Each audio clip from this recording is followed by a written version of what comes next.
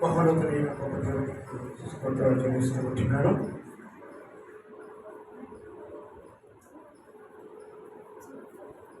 కీర్తన గ్రంథం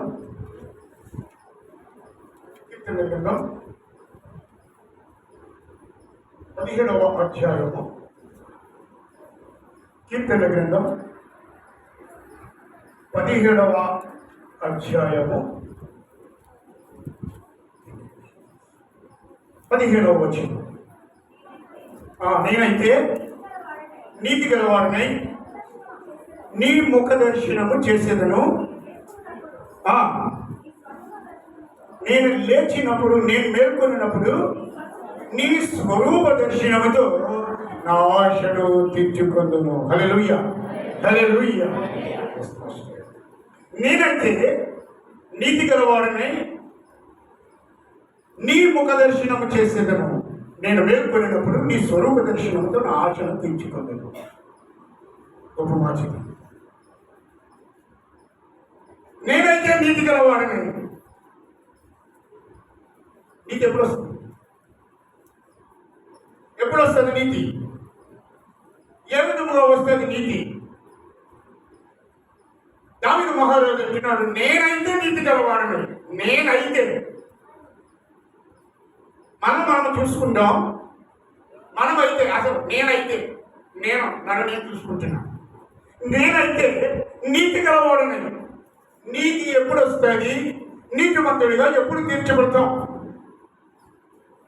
నీతి ఎప్పుడు వస్తుంది? మంచి కార్యాలు చేస్తే నీతి వస్తుందా? అవునండి. మంచిగా మాట్లాడితే నీతి వస్తుందా? ఎలా వస్తుంది? దేవుని వాక్యం సెలవిస్తుంది. రోమేయులకు రాసిన పత్రికలో రాయబడి ఉంటుంది, నీతిమంతుడు లేడు ఒక్కడును లేడని రాయబడి ఉంటుంది. లోకంలో ఎవరు కూడా నీతిమంతులు లేరు. ఒక్కడే నీతిమంతుడు, యేసుక్రీస్తు ప్రభువారు. హల్లెలూయా, హల్లెలూయా. ఆయన ఒక్కడే నీతిమంతుడు. ఆయన ఒక్కడే నీతిమంతుడు. కాబట్టి దానికి ఏమంటున్నాడంటే, నేనైతే నీతి గలవాడనై. అంటే నేనైతే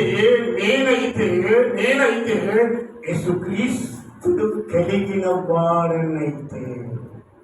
హల్లెలూయా, హల్లెలూయా. కాబట్టి నీకు ఎలా వస్తుంది అని రాయబడి ఉంటుంది. ఏమని ఉంటుందండి? రోమేయులకు రాసిన పత్రిక 5వ అధ్యాయము 9వ వచనం. కాబట్టి ఆయన రక్తము వలన ఇప్పుడు నీతిమంతులుగా తీర్చబడి మరి నిశ్చయముగా ఆయన ద్వారా ఉగ్రత నుండి తప్పింపబడుదుము. హల్లెలూయా, హల్లెలూయా. ఏమండి? నీతి ఎట్లా వస్తుంది? యేసుక్రీస్తు రక్తం వల్ల వస్తుంది. యేసుక్రీస్తు రక్తము ప్రతి పాపము నుండి కడుగును, పవిత్రులుగా చేయనని మొదటి యోహాను పత్రిక 1వ అధ్యాయం 7వ వచనంలో రాయబడి ఉంటుంది. పవిత్రత, పరిశుద్ధత, నీతి కావాలంటే యేసుక్రీస్తు రక్తముతో కడగబడాలి. ఒకసారి కడిగేసుకుంటే సరిపోలేదు. అనుదినము కడుక్కోవాలి యేసు రక్తములో. అనుదినము కడుక్కోవాలని యేసు రక్తములో. ఏం కడుక్కుంటామండి? బట్టలు ముడి కట్టుకుంటే ఏందో కడుక్కుంటాం. సబ్బు రాసి నీళ్ళతో ఏమంటే జాడించి ఎట్లాగైతే మురికి పోయినంత వరకు కడుక్కుంటామో, ఒక్కరోజు కడుక్కుంటే ఆ వస్త్రాలు సంవత్సరాలు మన జీవిత కాలం అంతా కూడా ఆ వస్త్రమే ధరించుకుని వెళ్తున్నామా? మనం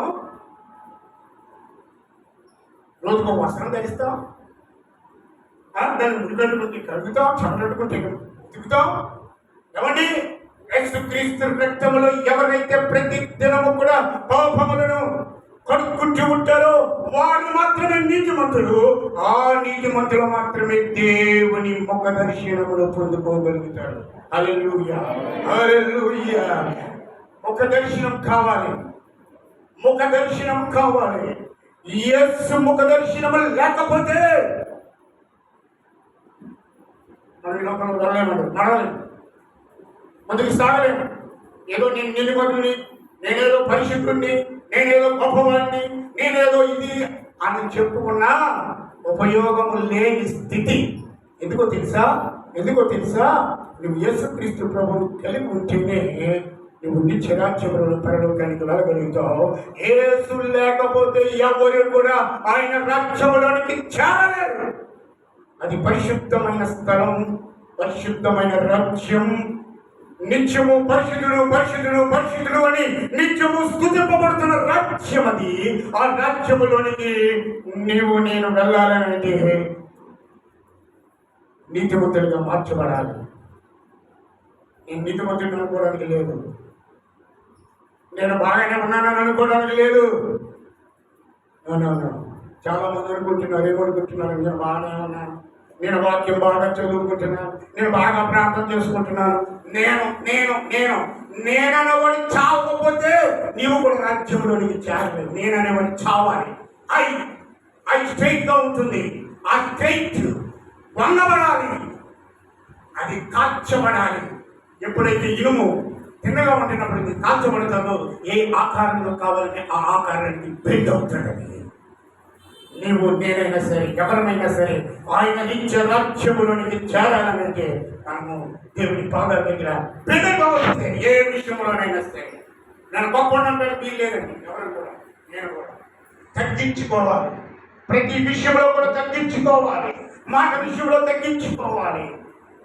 ప్రతి విషయంలో ఎవరైతే తగ్గించుకుంటారో వారు హెచ్చించబడతారు. దేవుని వాక్యం అది. నేను చదివించబడతాను.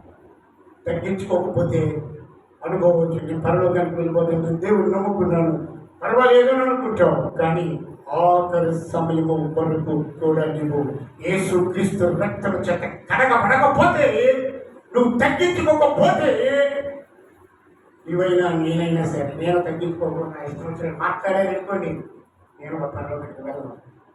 నేను తెలుసు, అనుభవం తెలుసుని కాబట్టి నేను మాట్లాడగలుగుతూ ఉంటున్నాను. నేను తగ్గించుకోలేదా?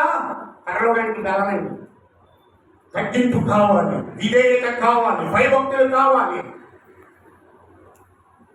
అది నేర్చుకోవాలన్నా సంఘంలో అంటే దేవదేవుడు పరిశుద్ధాత్మ ప్రభు వారు మాట్లాడుతున్నాను. నేనైతే నీతి తెలవాలని మీకు దర్శనం తెలుస్తున్నాను. నేను మేల్కొన్నప్పుడు మీ స్వరూప దర్శనంతో మేల్కొన్నప్పుడు అంటే నిద్రపోయి మేల్కొనడం కాదు. నిద్రపోయి మేల్కొనడం కాదు. మేల్కొనడం అంటే ఆత్మలో మేల్కొనడం. ఆత్మలో మేల్కోవడం.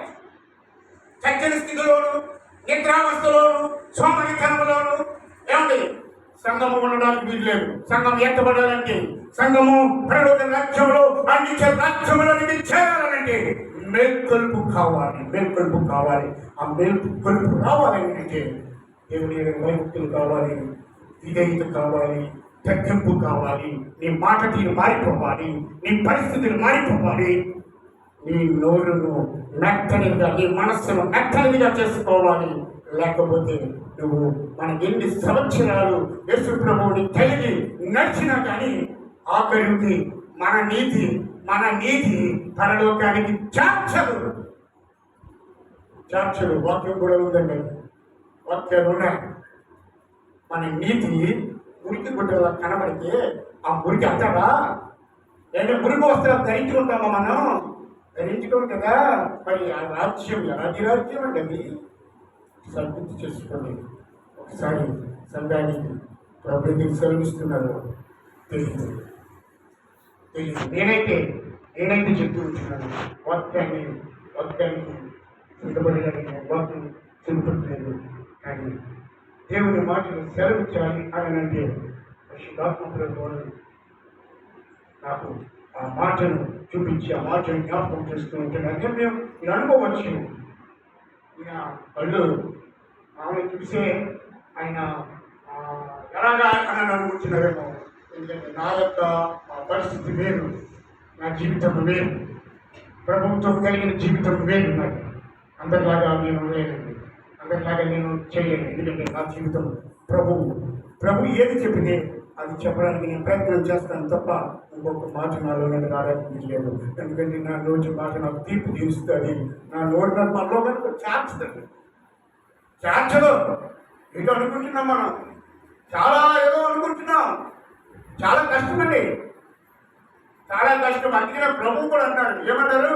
ఈ కుమార్తె మన ప్రవేశింప పోరాడుడి పోరాడుడి అన్నారు. మనం వెళ్ళే మార్గం ఇరుకు మార్గంలో అనేకమైన ఉంటాయి కాబట్టి పోరాడాలంటే మన ఆత్మ సిద్ధంగా ఉండాలి. మన ఆత్మ మేల్కొని ఉండాలి. ఇలా దేవుని సంగమా శ్రమిస్తూ ఉంటున్నాడు.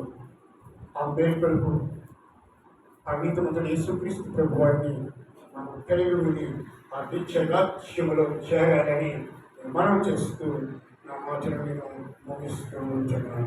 దేవుడి మాటను దీవించిన కాక.